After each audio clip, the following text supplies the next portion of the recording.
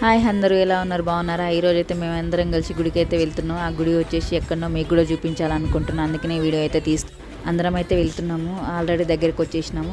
ఇక్కడ ఫేమస్ ఏంటంటే మీకే తెలుస్తుంది. మొత్తానికైతే వచ్చేసినాం. నేనైతే వీడియో అయితే స్టార్ట్ చేసిన. ఆ తర్వాత ఇక్కడ నాకు ఎంతవరకు తెలుసో మీకు అందరికి చెప్పాలని అయితే నేనైతే వీడియో తీస్తున్నా. ఇక్కడ ఎందుకు ఇంత ఫేమస్ అంటే పోను ఈ వీడియో చూస్తే ప్రతి ఒక్కరికి తెలిసిపోతుంది ఏందనేసి. ఆ తర్వాత ఇక మా తమ్ముడే కొబ్బరికాయలు కొనిచ్చిండు. వానికి ఏమనిపించిందో ఏమో మా తమ్ముడికి.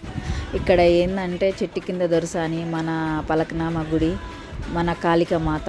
ఎంతైనా అమ్మ దర్శనం చేసుకుంటే ఎన్ని టెన్షన్లు ఉన్నాయి ఇట్లనే పోతాయి. ఇక్కడ ఎక్కువ ఫేమస్ ఏంటంటే అమావాస్య రోజు ఎక్కువ పూజలు చేస్తారు. ఆ రోజు వచ్చినట్టయితే కాలు పెట్టేంత సందు కూడా ఉండదు, అంత ఫేమస్ ఇక్కడ. అమావాస్య రోజు అయితే ఎక్కువ పూజలు చేస్తారు అమ్మ దగ్గర. ఇంకా మంగళవారం, ఆదివారం, శుక్రవారం కూడా జనాలు అయితే బాగుంటారు. ఈరోజు మేము బుధవారం వెళ్ళినాము.